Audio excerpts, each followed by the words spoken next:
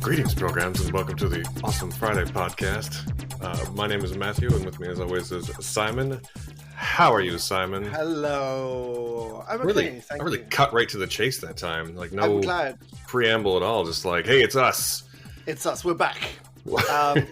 We're here again. I'm good. I had a week in Whistler, chilling out with my family, which was very, very nice. Chilling out because it was cold. But we went. That's awful. Don't ever. Look. Okay. One of the great joys in my life I've discovered is that my son is how old is Elliot now? He's 11. Yeah. And why do I have to tell you that your son is 11? I don't know, because that's just what my brain. Probably it's because you have an 11-year-old. Yes, that's the exact reason. And he's at the exact age now where he can work out puns after about 3 seconds. So it's now my job as an English gentleman to feed him just the worst, like, language-based puns based on anything I can think of, and just watch for them to hit. And the pain, the mental anguish as he works out that this was meant to be a joke. And I thought this was great until I realized quite recently that this is exactly what my dad did to me. And I hated it. But now he started making up his own puns, as has my daughter. My son's a bit more successful. My daughter's puns are a bit more cerebral, should we say? But she's getting there. So I'm very glad that I'm bringing, in the true colonial spirit, I'm bringing the English sense of humor into two little Canadians so they can be bullied at school for telling terrible puns for the rest of their lives. So, I mean, yes, that's a parent's job, isn't it? It doesn't really matter where they're in school; they're going to get bullied based on their father's humor. That's just how. That's true. You'll be very proud though, because you know my son very, very well, and I bought him. We found this amazing Vietnamese corner store that was selling US soda drinks. So he had a Dr. Pepper cream soda, which I don't know if you've ever had that, and I had a cherry 7-Up, and they were both gorgeous. And when I was finished, I gave him my can, and he took his. I said, "Please take it to the bin, put them in the bin." And he went halfway, and he turned around and shouted, "Hey, Dad, I'm a toucan!" And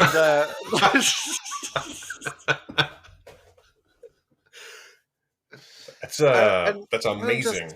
I'm just very proud. I'm just very, very proud, and that I've really just ruined him in this way. So it's okay. So we went to Whistler, which was very nice. If you're unaware of Whistler, it's a mountain, and it's populated by Australians and British people who are all absolutely charming. And we went tubing, which is when you go up a mountain and then throw yourself down it on a tire. And have you never done that before? No, I guess no. You grew up in a place without snow. That's right. And we grew up the British are quite risk adverse. I think we don't tend to throw ourselves down mountains. In fact, instead of going down a mountain on a tube, we run down hills chasing cheese. But that's a different story. I mean, we do that too. It actually happens in Whistler in the summer. That doesn't surprise me at all, actually. It was very, very colonial there. But it was fun. It was good. And we did, what else did we do? We went for a nighttime walk through the woods where they set up this light show with like holographic projectors. And that was really cool. So it was nice. It was really nice. And our Airbnb had all of the cable, and I don't have cable. So it was nice to spend too much time flicking through cable channels trying to work out what to watch. It's actually a really interesting, I think, fact that you were on holiday for a week, and we're always texting regardless, but during the oftentimes when you go on holiday for a week or whatever, the texts we exchange are you going like, is this what cable's like all the time? There's just so many channels. I'm just watching a movie that Deep Blue Sea is on TV right now. Like, every time you're on holiday, without fail, that's how it goes. You know, you can turn on your television and watch Mel Brooks' The Producers in full on your television. Yes. Without having had to have asked for it first. Honestly, yeah. Honestly, turning on a channel and there was a guy going, "Good afternoon. Well, our next feature is Mel Brooks, the producers. And then for 5 minutes, this mustachio guy gave me this background of how this film was like reviewed and then finally he was like, and so please sit back and enjoy our presentation of the producers. I was like, yeah, thank you. It's just, I felt Yeah. like I'd found something really special because I hadn't gone to a streaming service and made a decision. I'm really bad at making decisions as to what to watch. So I watched Predator 2. What else did I text you about? Live Free or Die Hard, which is terrible. Die Hard 2. Yeah, you had a bit of a 2001. Rennie Harlan fest there. Yeah, yeah, no bad thing. 2001, the end of it anyway, with my wife and kids looking very confused by the end of 2001. I gotta say, I do actually really love literally everyone on Turner Classics who does the intro outro to the films, where they're like, oh, fantastic. every single one of them is great, and every single one of their Yeah. intros is great, and I always appreciate it. They're like, sit back and enjoy our presentation of 1939's The Saint, and you're like, yeah, I am gonna do that. Yes, thank you. Like, just I just really wish that Shaw, who I've done some research into this because now help me, is Turner, is TCM, right? yes, Turner Classic Movies. Turner Classic Movies is only available in Canada through the Shaw cable network. So Shaw bought TCM for Well, I distribution. think they're on Telus, aren't they? Because I have it on Telus. So I think anyway, it's probably Bell and Telus, but either way. this is one of the few services that don't have their own apps. Like AMC, I discovered as well, and they have their own app, which is fantastic. But TCM is only through cable, and I don't have cable, and I just want. I've got Roku and Apple and all these different things. I'm like, just make your own app. Just stream everything on your app. I will pay you money a month because like Criterion's way too cerebral for me. I don't want to turn on like a German existential crisis in black and white to enjoy over my dinner. I want something that is classic but a bit more well known than what Criterion tends to have, and Criterion is quite expensive as well. I want all the intros and the outros. I want this.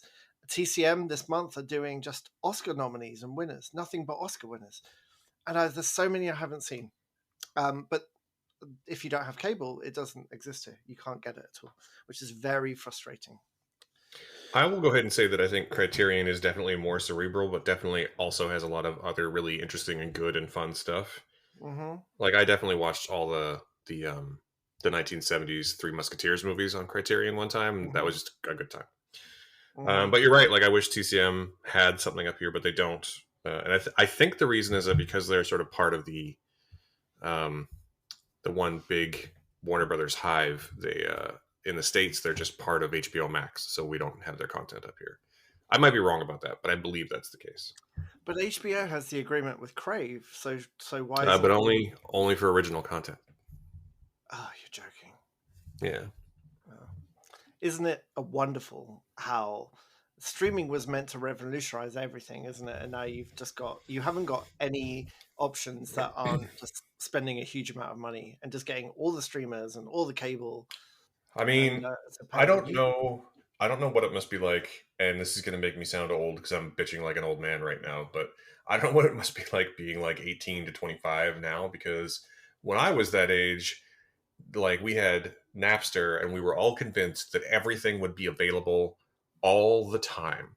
And that was the promise of the internet. And it's actually gotten a lot more restrictive because not only are they not putting things on streaming services that frequently, but because they're not making them available physically as frequently, which means that it's just if you want to watch a movie that's out of print and not on streaming, you're just effed.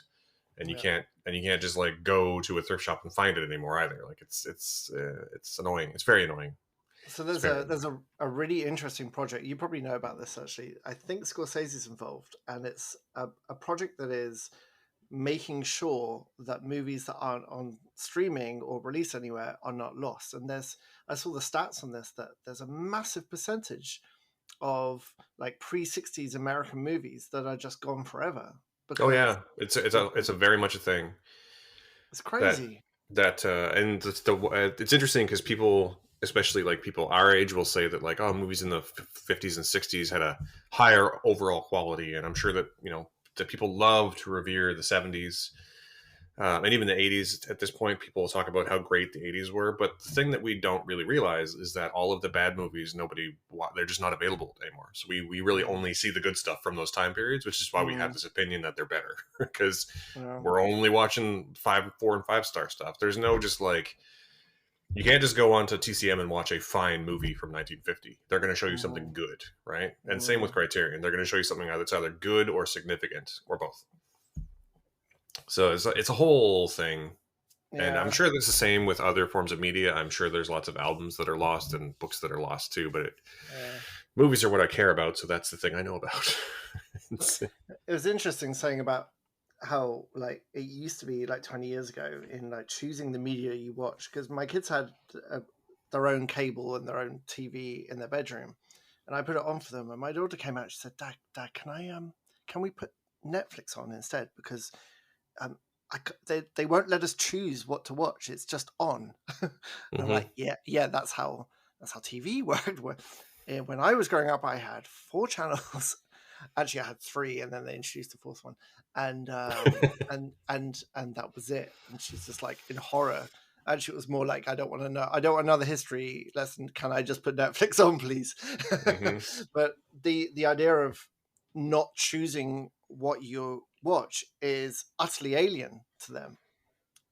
Yeah. Which, Whereas, like, we've talked about this about the idea that just like turning on the TV and stumbling across something is something that we mm, both have great yeah, nostalgia for. I would never have chosen to watch any of the things that I watched in Whistler this week. I didn't watch all of anything. I watched like bits and pieces because there's just commercials everywhere, and they were American commercials. And let me tell you, I think in America you have to pay for healthcare because holy shit, those commercials were like, Well, do you? AMC's bad for it Yeah, too. yeah. Do you feel bad? Maybe you should do this. AMC this morning had a commercial for a penile silicon injection, and it may one of the side effects was penile fracture, and one of the disclaimers was, you should seek medical treatment if you hear a popping sound. And I just like, that's enough TV for today. That's I'm done with everything today though. It is actually the one thing that I think that the children, because I'm so old and decrepit. Anyway, that they do have an advantage in watching things like Netflix is that the only commercials that they have are like the one pre-roll ad before the thing you want to Mm, watch plays. yeah, yeah. So it's there's trade-offs. Yeah, my kids are very angry about commercials. Whenever commercials appear, they are like, "I want to get back to the thing. Why is this happening?" You Um, should just tell them one day that if you know, it used to be that if you missed something, you just missed it. If you weren't in, if I wasn't in the right place at the right time, I missed Star Trek or I missed whatever the hell show I was watching that week. It just came and uh, went. we're sounding pretty ancient at this point, aren't we? You should also tell them that computers used to communicate by shrieking at each other over the phone. And if someone else tried to use the phone, then everything was done. Yeah, yeah. The Well, world has changed a lot in our lifetimes, is what we're trying to say, I think. But that's very much like the 2 movies we're going to be reviewing this week. yes, film. Yes. That's what we're So we should probably get going on that. Okay. Speaking of streaming services, we watched 2 films this week that came to one that has come and one that will be coming to streaming services near you. The first is Deep Water, starring Ben Affleck and Ana de Armas, which is on Hulu in the States and Amazon Prime here in Canada, which is a very interesting mix. And then also Apollo 10 and a half, which is coming, the new Linklater film that is coming to Netflix this coming Friday. But we're going to start with Deep Water, I believe. Yes. Because we both seen it and liked it, I believe. And Spoiler. because it's already out as well. Yeah. So the Now, discourse is over, so let's get it out of the way. I did Deep Water get a theatrical release along with the streaming, or did it go straight to streaming? No, I don't remember the whole story, but it was made with the Mm. intention of a theatrical release, and then I believe something COVID something delay, Disney. and then eventually just so put to streaming basically So it was the after 20th numerous delays and century. stuff. the Disney acquisition delayed it further because it's an erotic thriller. Basically, it's a beautifully 90s erotic thriller, and I read that Disney did not want to really put much money behind that, and the two stars were dating after it, and then they broke up before they could release the movie, so they kind of lost all their marketing steam. But what happens in this movie? Why don't you tell us what happened? Actually, why don't I tell us, because you can tell me about the next one. Yeah, you should That tell us I about made this one. And also, executive I'm decision.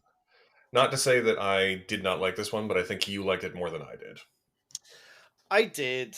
So in Deepwater, which is an adaptation of a Patricia Highsmith book of the same name, the setup is that you have a couple in a marriage, but there's something up because it's just not just the prolonged strange looks they give each other, where they every look seems to be suspicious, but there is very clearly an arrangement happening where the wife, played by Anna de Armas, who the character, what's her name? Melinda, of course, is allowed a certain freedom with who she interacts with. And that in the book, it's very, very specific that in their arrangement, their marriage, that instead of getting a divorce because they have a young child, they come to an agreement that they'll stay together, but the wife is allowed to take any partner she wants. In the book, it's very, very stated very, very clearly. In the movie, it's kind of alluded to. It's never said outright that that's the deal. But there's enough evidence there. You can see it unfolding in front of your eyes, purely because the character is played, and she's very full of life and she's very flirtatious. And her husband, played by Ben Affleck, is constantly watching but not stopping. Like, if you imagine, listeners, yourself with your husband or wife and seeing them very openly flirting with somebody else, you'd probably be a bit more proactive in maybe finding out what's going on and maybe stopping it. And there's many, many times where not only does he not do anything, but they actually lock eyes and it doesn't stop. So it's very, very clear there's something going on here. Yeah, I mean, my read also was that that they had some kind of agreement, but it was a much different agreement than that of the book. That I later found out that he seemed to, in the movie, it's almost played like he enjoys being cuckolded, almost, at least for the first half or third, 2/3 I or don't. so. I don't agree. I don't think. You think he enjoys it? Well, maybe not enjoys, but certainly like the character seems to have a level of self-loathing that Yes, lends itself to. I agree. So Absolutely. enjoy is probably the wrong word, but he seems like Tolerates. Tolerates or whatever. I think he might think he deserves it or something like that. I don't know the right way to say it exactly, but he doesn't seem angry about it, is what I'm trying to say. You know what's really interesting? Both of us trying to talk about Ben Affleck's portrayal here, and the reason we're having trouble pinning it down exactly is because he's fucking great in this. Like, really, he's really good. Really good. Understated, and everything is in his face. He doesn't have a huge amount to say, really, but he's in most of the scenes. And now Affleck is a tank. Like, there's a reason he was a. If you really want a Frank Miller Batman, then you've probably got your right actor, because he is like 6'4". He's huge, and this movie really, really uses his bulk well, because as the movie unfolds, he starts openly intimidating the men friends of his wife, and he intimidates them with all kinds of stuff, like all kinds of ludicrous claims. And as the movie continues, you start to wonder if these claims are jokes or if they're in fact true, until that truth is revealed to you. And it is, if you've seen things like Adrian Lynn's Fatal Attraction, or Verhoeven's Basic Instinct, or any of these erotic, steamy thrillers from the 90s, you'll be very familiar with what you're seeing here, because it does feel like a bit of a throwback to those 90s kind of like two-player erotic thrillers. But for me, I love the tension. I really love the tension in this film between Anna de Armas and Ben Affleck, and I thought Ben Affleck, who I haven't been like the biggest fan of in the past as an actor, I thought is absolutely like sensational in this, like just incredibly understated. Could have really been played it more menacingly, but it wouldn't have been as effective. Like he uses his stature in a really um, threatening way, but he can also come across as like the nicest guy, and I think that's a really interesting play here. And in the film, when it becomes clear what his approach is, it doesn't shy away from him, and it's clearly like he has something wrong. He's not making rational decisions. He has something wrong, and again, Affleck really shows how much he's trying to restrain that at the same time as it all comes out. It reminded me a bit of Ryan Gosling in Drive. You know that fantastic scene in Drive when he finally lets his demons out, and it turns out that he spends the whole time like trying not to Hulk out. Yep. It reminded me a lot of that, and for similar reasons, I thought one of the main things I loved about this movie was that boiler pot, that like steam kettle of getting tighter and tighter and tighter. And the daughter, I have to say, was fantastic. That the little girl who played their daughter, who has a key, like there's a key moment that she has that is really effective as well. I thought she was fantastic too. So, what's your Yeah. take on this? Because I think I liked it more than you. So, what did you think? I mean, so basically, I liked it. I think if you like the work of Adrienne Lynn, she's got a really interesting filmography, but like her filmography, the main bulk of her filmography is basically 9.5 Weeks, Fatal Attraction, Indecent Proposal, Lolita, Unfaithful. Like, this is the kind of movie that Adrienne Lynn makes, and she's very good at it. Adrian, I don't, I Adrian don't, Lynn, Adrian Lynn being the male English film director. isn't it? That was a, No, it's oh, look at him. Adrian. I thought it was Adrian. Anyway, whatever. This person I makes did good too. movies. And do you know what? I think it's really interesting we both made that assumption, because I kind of assumed that an erotic thriller would be better handled by a woman than a man. And, I And think it is too, is that I saw a really low res photo of him with long, shaggy hair, and I was like, oh, that's a girl. So check my own biases. There you go. Anyway, this person makes really good thrillers. I think that this one is difficult to say. I think that if this one had come out in the 90s, we probably wouldn't be talking about it so positively. I think compared to some of the ones that did come out in the 90s, especially his prior work, it's not amazing. It's fine. It's not bad. It's just not amazing. But given the dearth of entries in this particular genre, it's kind of refreshing that it happened at all. Like, erotic thrillers are a thing, and they don't really happen anymore, and they're going to happen even less with Disney in charge of Fox, because Disney doesn't do that kind of thing.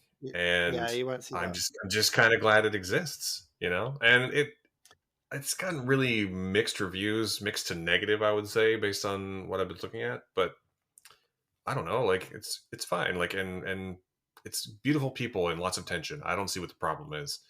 Plus, you have Lil Rel Howery and Tracy Letts and Dash Mihookin as like two friends and an antagonist, and they're always sort of good and fun. Tracy Letts especially. And it's just like the right mix of like tense and sexy, but also sleazy and beautiful, but also kind of beautiful, but also kind of ugly in some way. Like, it's just the right mix of those things to be a good totally. version of what it is. And I liked it. I enjoyed it. I thought it was good. I don't understand how it's reviewing so poorly, to be totally honest. Like I say, I don't think it's like a 5-star movie or anything like that, but it's perfectly serviceable version of what it is. And I think that Ben Affleck and Ana de Armas have really interesting and good chemistry. Yeah. So which was what real else? And as well. which was apparently real, because they started dating on the set of this movie. And you're right also about the little girl who played their daughter. In fact, I think Mm. the best scene in the movie is one where it's just a long continuous take of her in the backseat of a car singing a song, which Over is the credits. It's fantastic. Yeah. yeah. She does it twice in the movie, and the credits is all her, and it's pretty Yeah. great. It is really, really great. And she's not just there to be a child to argue over. She actually, as I mentioned earlier, she has quite a pivotal role in the last act, and um, just beautifully directed. I, if you were to compare this to the other erotic thrillers of the '90s when they were really in vogue, I don't think it has the shock value. It just didn't feel as big as your Basic Instincts or your 9.5 Weeks or any of those contemporaries. The big ones that we remember, I think, like Fatal Attraction, just they were more like tentpole releases, and this feels much more like a play. It just feels like a piece of very uh, sleazy theatre that's telling a much smaller story. And Yeah, I that kind of just appreciate I appreciate the lack of uh, action filled last act. I know there was a little bit in this, but like no, see compared to to be Michael. to be honest, I don't really agree because like the type of movie that this played out exactly the way that these movies play out. I think that in the 90s it was a more popular type of film, so they were bigger releases and they often were like star makers for someone in them Mhm, or a vehicle for established actors to like have a more sultry turn. Like Unfaithful is a really good example of that, of like Diane mhm, Lane getting a really sexy movie. mhm, I want to say late in her career, but like modern, like in her middle ages, right? mhm, And it's also another Adrian Lynn movie.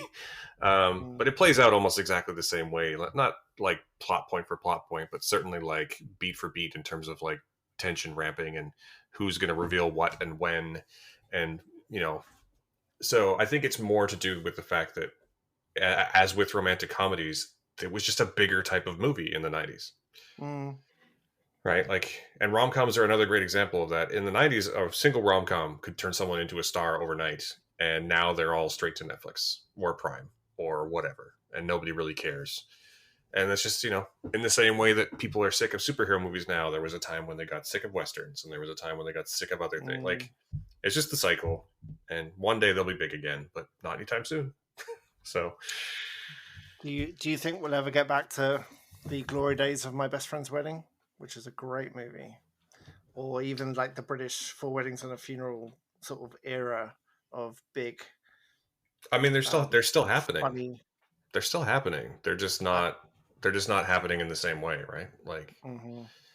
Netflix released a great rom com, what, 2 years ago, 3 years ago, called The Which one? Setup, or no, Set It Up with Zoe Deutsch and Glenn Powell, which is about set in New York, and they're each an assistant to a high-powered sports agent or personality of some kind, and they conspire to get their bosses together to make their work life easier. Hmm. It's a perfect setup for a movie. Lucy Liu plays one boss, and Taye Diggs plays the other, and Huh. it's a great movie. And like Oh. there was that Kristen Stewart movie, Kristen Stewart and Mackenzie Davis, where they go home. They go home for Christmas, and Mackenzie Davis's family doesn't know that she's gay, and Mhm. that's the whole setup for the movie. Um, it's a great romantic comedy. It's really great. There's lots of great romantic comedies happening, and there isn't a lot of sleazy erotic thrillers happening. Not in the same way, but I wish there Would were. you? We should Well, yeah. make Would more. you? We should. Would you like more? I mean, we should make more of all the kinds of movies. I mean, do Do you think?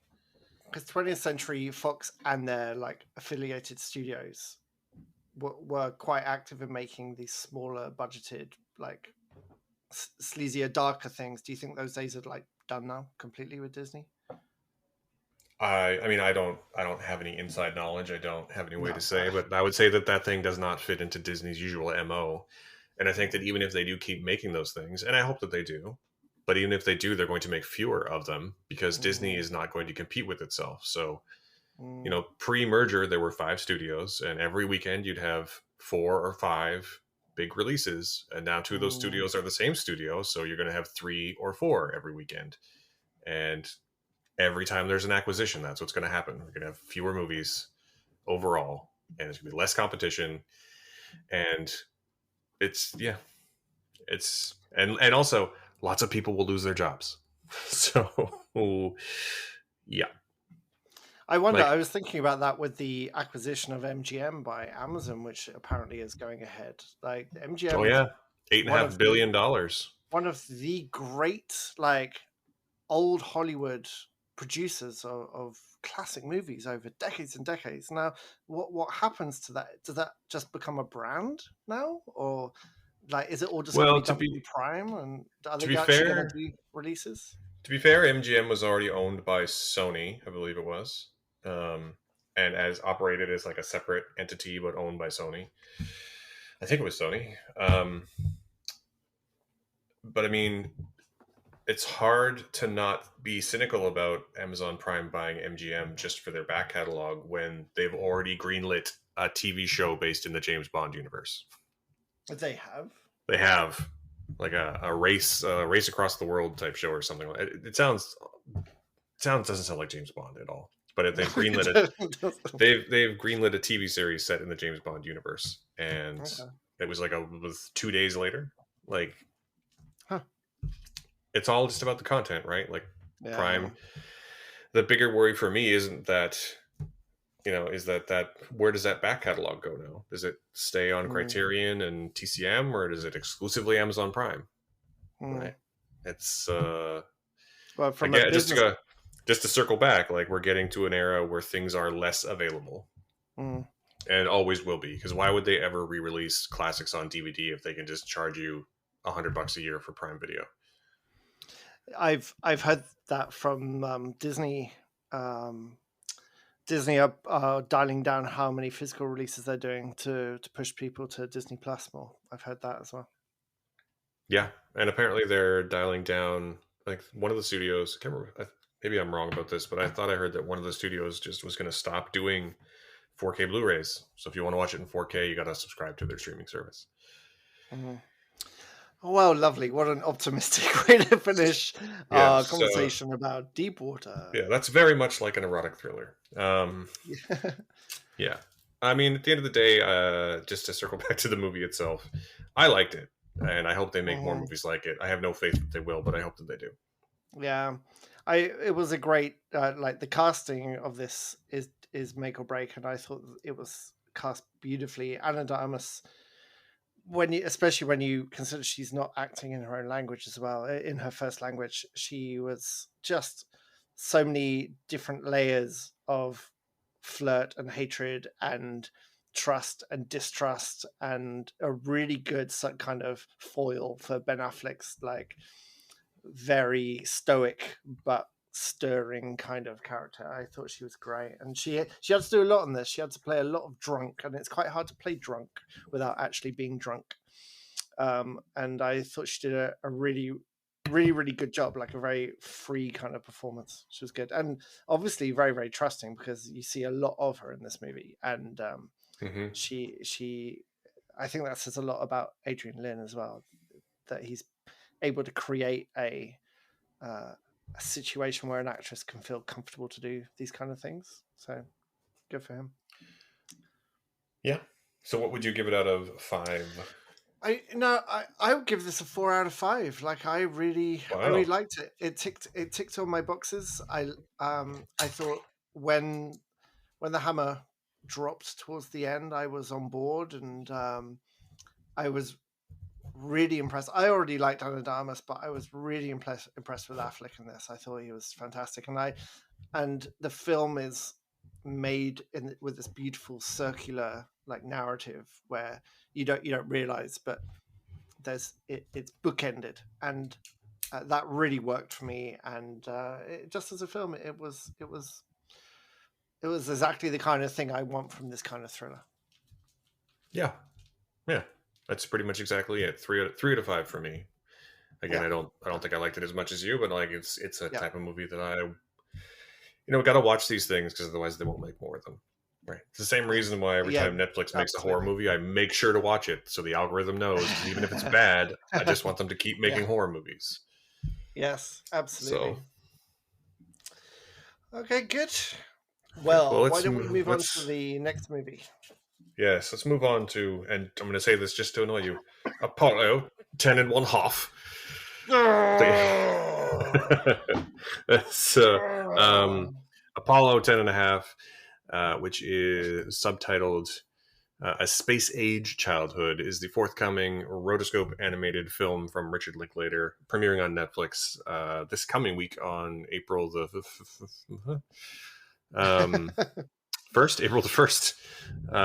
Originally premiered at South by Southwest earlier this month, actually, and to critical acclaim. And yeah, it's you didn't get to watch the whole thing, did you? I didn't watch any of it. I watched the trailer. Yeah. Oh, does that count? Yeah. Tell me what happens in 10 and a half astronauts. So Apollo 10 and a half is basically an animated boomer nostalgia trip, and it's kind of lovely.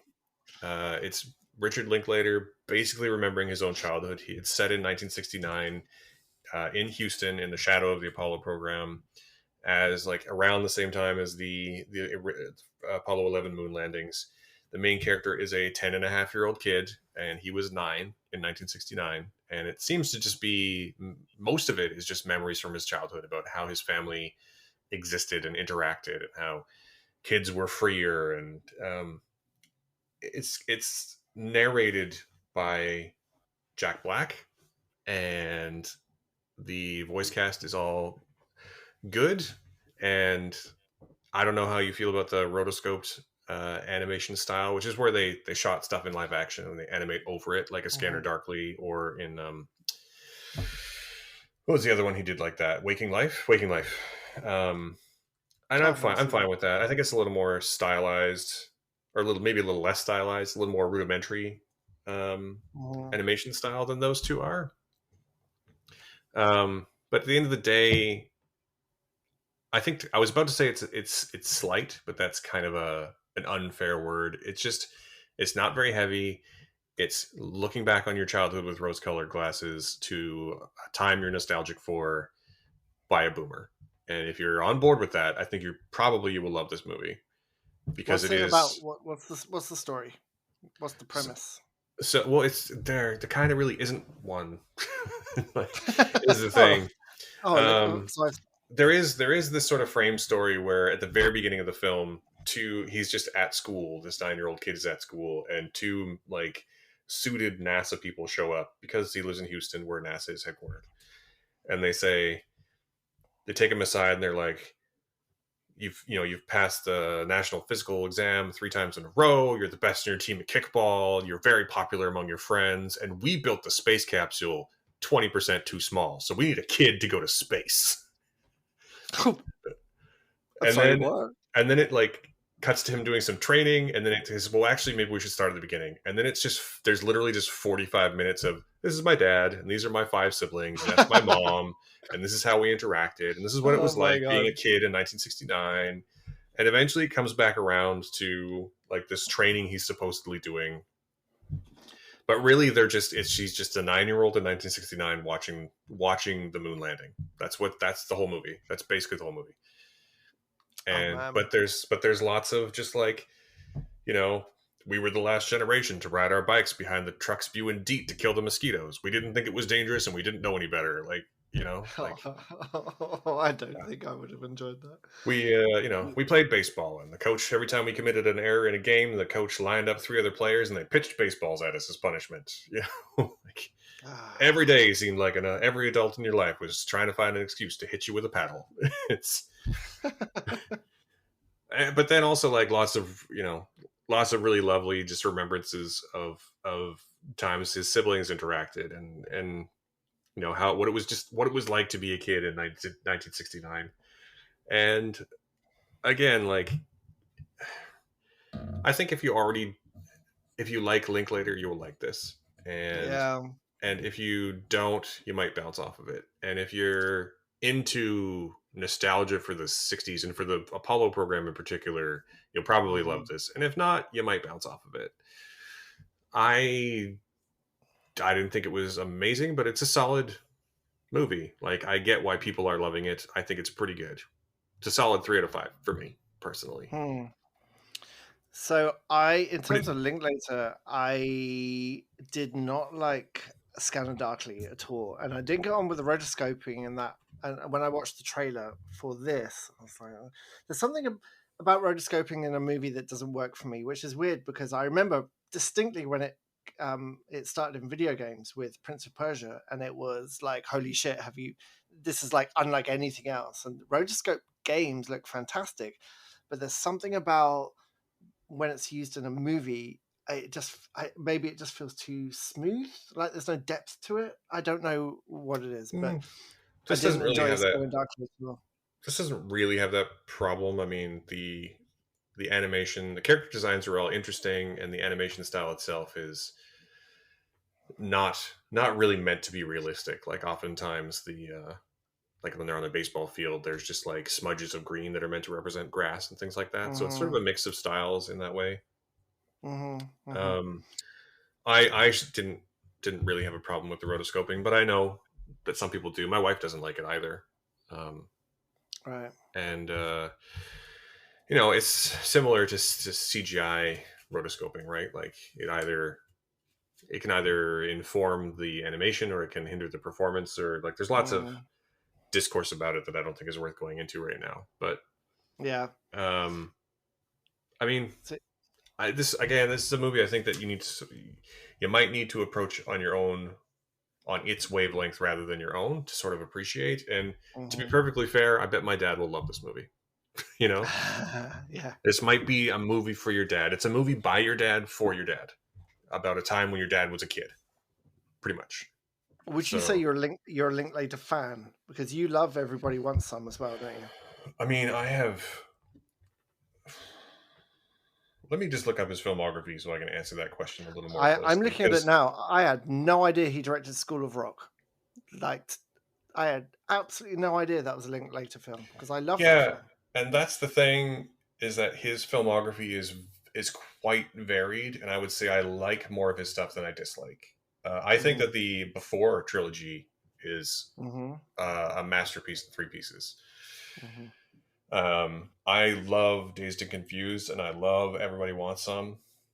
Uh, Bernie is a good movie. Boyhood is a singular piece of art that to be fair, I don't really get along with the movie Boyhood, but I can't imagine anyone else having made it. No, I'm really interested to watch that one day. Yeah. So again, I think that he's a filmmaker that I wouldn't say I'm the hugest fan of, but I certainly appreciate what he Mm-hmm. does and why he does it. And I Mm-hmm. think that if when I'm looking for a nostalgia piece, he's definitely a filmmaker you might run to for that. I think that Mm-hmm. both Dazed and Confused and Everybody Wants Some are excellent examples of that. And I think that this is a pretty good one. I think Apollo 10 and a half is a pretty good one. Mm-hmm. Um, but yeah, my He, my favorite of his is personally is probably Everybody Wants Some. But again, and also just he has a very naturalistic style, and sometimes when he's doing this rotoscoping thing, which he's done a couple of times now, I kind of wonder if that's a hindrance because his style is so like, let's just point the camera and walk around and chat a bit, like mm-hmm. the middle Before movie, the Before Midnight, I think it is. Mm-hmm. No, Before Sunset, the one where they it's the second one. Ethan Hawke and Julie Delpy have reunited 9 years after the original, and they just walk around Paris talking, and it's beautiful. It's so Mm-hmm. good. Such a good movie. That's my favorite of the three, I think. And it's just that style that he's able to coax such interesting and natural, comfortable performances out of people. Mm-hmm. And I kind of wonder if covering it up with animation is the right choice. But I certainly respect that he's willing to be like, yeah, I'm gonna do this time. I'm gonna cover it up with animation. So Why do you think this film could have been told without the rotoscoping? no, I don't actually, because What? a big portion of it takes place. I mean, it could have, but it would have been a much bigger budget piece because a big portion of it takes place on the moon, and Oh, in rocket ships, and in NASA training equipment, and there's lots of sequences where it's you know it's presented as though it's what's happening, but it's clearly this kid's imagination. And no, I don't think it would be the same. I don't think it would be the same kind of movie if it wasn't animated. Hmm. If that makes sense, I don't think it would be. It would still be a nostalgia piece, but it would be a much bigger budget production with. It wouldn't feel so intimate. It wouldn't feel so personal. I don't think. I wonder what his process is. I wonder how much he films, because I get the idea that he films the actors, then traces over the actors and adds like any background or scenery that he wants to from Oh yeah, as far as I know, from what all the he wrote. filming was in front of a green screen. As far as I know, Right. I might be wrong about that, but that's what I understand. Yeah. Um, and then like lots of sequences, like everyone where you're seeing a spaceship is just fully animated with no. Hmm. It's not actually rotoscoped; it's just animated. So, Oh, interesting. So there's a mix of animation in there. I mean, it all looks the same. It's just that I don't think that he, built a model spaceship and flew it in Oh, order I to animate see. over Right. it. Yeah, yeah, yeah. So, I mean, It it sounds is. intriguing. Like it sounds intriguing. I might check it out because it does sound really like different. Like if nothing else, it sounds really different. And it feels, and I think the word I should have led with really is that it does feel very personal. It does feel like Mm. this is my remembrance of my childhood, and I feel like it might not matter if I like it because he got to make it, and it feels like it's something that he maybe wanted or maybe needed to make, something, a Has story he he wanted to tell, right? Like, has he mentioned it as a autobiographical piece, or is it yeah, it's in influenced all the by? it's in all the marketing. Right. It's influenced and Oh, is it? Oh, okay. influenced by his own childhood. Hmm. And I imagine that, you know, most of the stuff to do with his family and the way his siblings interact and the way his parents interact with the children is all straight out of his childhood because it all sounds like stuff Right. out of my childhood. And stories that my mom and dad used to tell me about their childhoods. Right. Right. Yeah. Sounds fascinating. I might check it out. Yeah. Again, I can't, I think that there's a fair chance that you might not connect with it. But again, Hmm. I bet your Hmm. dad would. I know my dad will. Hmm. So Hmm. there's definitely an audience for it. And Hmm. the other thing is that like I'm a big fan of the movies set in the era of the Apollo program. Hmm. But I think part of my issue with it is that I am sort of getting to a point where I'm kind of over boomer nostalgia. So because it's been the dominant form of nostalgia in filmmaking Yeah. for my entire life, right? Hmm. And but I don't even really have a point there. I'm just saying I think that's I I didn't I didn't dislike this movie, but I didn't exactly connect with it either. I think it's good. I appreciate that it exists, and I think that there's a definite audience for it, and Right. I hope that that audience loves it. I'm sure that they will. I'm sure that they will. I think I will give it a try. I do love some classic NASA. Like we caught a little bit of Apollo 13 as well, and I do love that sort of very physical, clunky kind of space travel era where you Hmm. can tie things together with tape and reroute your toilets to get more power to your thrusters and things. I do love stuff like that. How many stars are you giving this? Three. I'll give it three out of five. Hmm. Interesting. Is it the Yeah. kind of thing you'd watch again, or once you've seen it, there's no real need to go back to it? Uh, I don't know if that's a fair question because there's not that many things that I do necessarily, not that many Oh, new things that I do necessarily rewatch anymore. oh, interesting. Like I definitely rewatch things. I guess the answer is no, because Right. a good example of a movie that was a yes to that question would be Dune from last year, which the first time I Mm. watched it, I did not connect with at all. I felt it was Oh, really, really hollow, really emotionally empty. And I've watched that oh, movie like right. 4 or 5 times now, and it gets more meaningful every time I watch it. All right, good, because I'm at stage one of that. I've seen it once, and I love Villeneuve. I loved Arrival, and I adored Blade Runner, and this felt exactly as you said, like hollow and kind of empty, and well, I know hollow and empty, but um, kind of bland almost, and not just the color palette. And a side note, I cannot wait. for some kind of global apocalypse to take out all CG systems. So people have to go back to models and matte paintings and actual props and people throwing sand across the screen to simulate dust storms and really shitty looking cardboard sandworms. Like, I don't care. I want all of that back. Like, stop frame animation, the lot. Yeah. I mean, It's my never hot gonna take is that I think CG is a tool that needs to be deployed correctly, and that we Mhm. over deploy it. But there's definitely a place for it. So, Yes. but yeah, I mean, the answer is I don't know. I don't think I'll rewatch this. I don't think I need to. hmm But I'm sure that those who really connect with it will. Again, I think hmm this is a movie That's that's fair. made by and for a specific audience, and I don't happen to be in it. But the people who like it are going to Yeah. love it. Yeah. All right. Cool. Excellent. Well, I think I will take a look at it. So, what have we got coming? Well, not just next week. Well, I guess next week is going to be a reaction to what's coming tomorrow. Indeed, we are recording this on a Saturday to be published on a Sunday, and this Sunday we're publishing is Oscar Sunday. So we will be doing our annual live bloggage of the Oscars, which I know is kind of an old-fashioned way to do things now, but that's the way we do it. So we're going to keep doing it. So if you want to follow along with our reactions to the Oscars live, you can do that tomorrow on the blog. We'll be tweeting as well, I am sure. And I then I think love our next, Oscars live blog.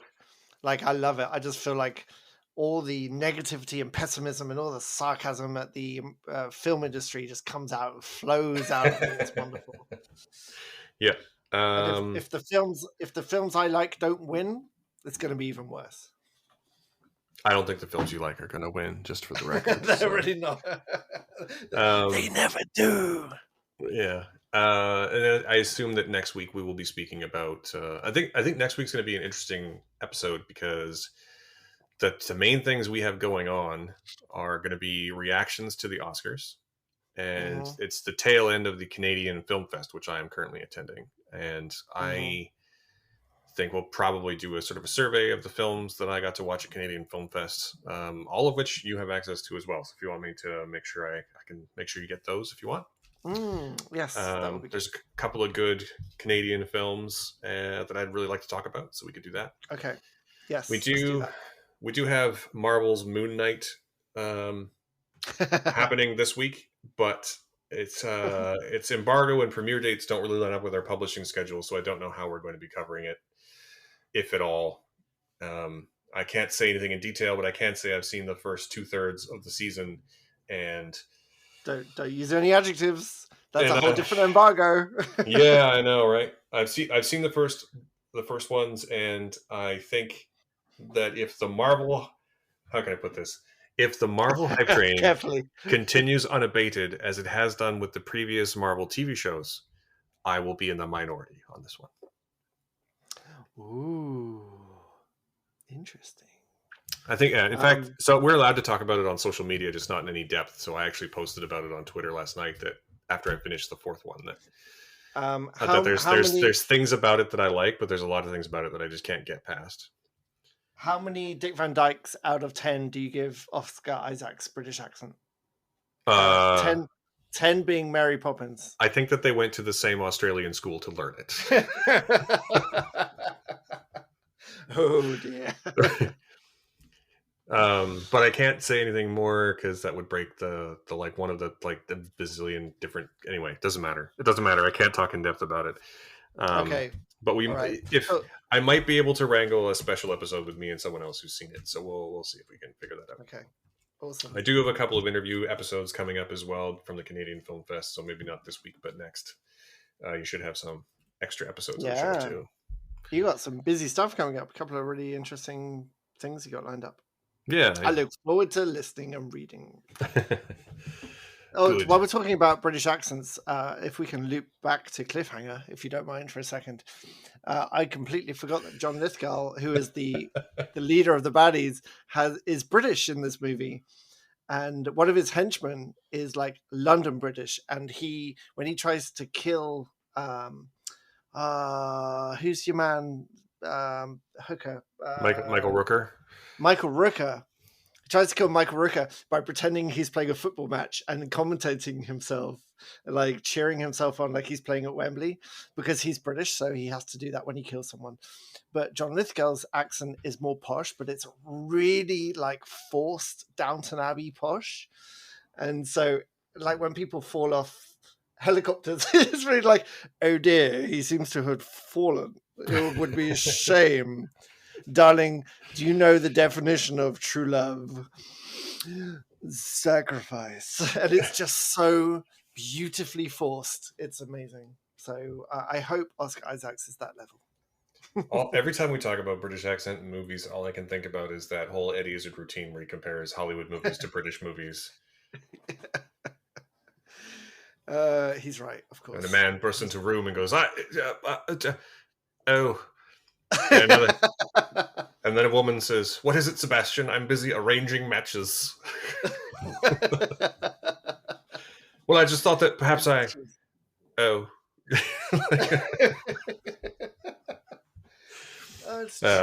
not going to do the whole routine, but you should definitely look up Eddie Izzard's Dressed to Kill if you've never seen it. It's the funniest comedy show. Is that the same sketch show that has Noah's Ark and the Evil Ducks? No, that's the one before. That's called Glorious. He did a string of 3 or 4 stand-up shows in a row, all of which are gold.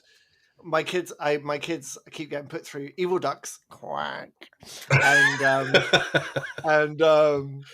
La Songe, la chatte dans la chatte, la chienne dans la bouche, and La Songe. Oh, yeah. So that one is Dressed to Kill, where he does his whole show, and then he comes out for the encore and talks about how he did a tour in France, and then just redoes a third of the show, but in French, and it's somehow funnier. It's somehow just as funny. It's so good. He's so good. Yeah, he's amazing. I saw him once. He dated my drama teacher, and he came for lunch with her once, and was sat in the cafe as me, and I just was not able to do anything but stare. Pretty much, I get quite starstruck. I know you don't at all, but I get very starstruck. I like to think I'm very, very cool in these situations, but I turn into late 90s Hugh Grant and just basically and then just. Yeah, you turn into that guy from British cinema who bursts into a room to find Eddie Izzard there and go, Yes, completely. That's my life. Well, that's been wonderful. Thank you for another wonderful hour listening to us. How could you support us? Indeed. First off, thank you all for listening. We greatly appreciate you all. If you like what you've heard, you could give us a 5-star review on your podcasting platform of choice. We are on most of them, including the one you're listening to us on right now. If you'd like to support us a little more directly, we do, of course, have our Patreon and Ko-fi, and you can find those at the website, which is awesomefriday.ca. Analytics tell me that we have a few more listeners again this week, so welcome to all of you. We hope you stay. We hope you like what you've heard. Your hair looks nice. I can see you all. Hey, you. Yes, you. You're great. Anyway, we, of course, this episode is, recorded and produced by me, Matthew Simpson, and starring me and Simon Best. And we record and produce on the unceded ancestral lands of the Musqueam, Tsleil-Waututh, and Squamish nations. And that's all I got. Any last words, Simon, other than goodbye and thank you? No, I just say I'm British, so I stay very quiet when we talk about the lands we're on, because my daughter asked me about them. She's like, Dad, why did the native people give the land to the people? I'm like, we're not. So I told her, of course they did. They're like, oh, hello, you have culture. Here, take our lands. But no, I stay very quiet, and I'm very appreciative that we get to live here. So thank you for listening. Thank you for listening. I hope that you listen soon. Take care. Take care. And thank you for joining us on this awesome Friday.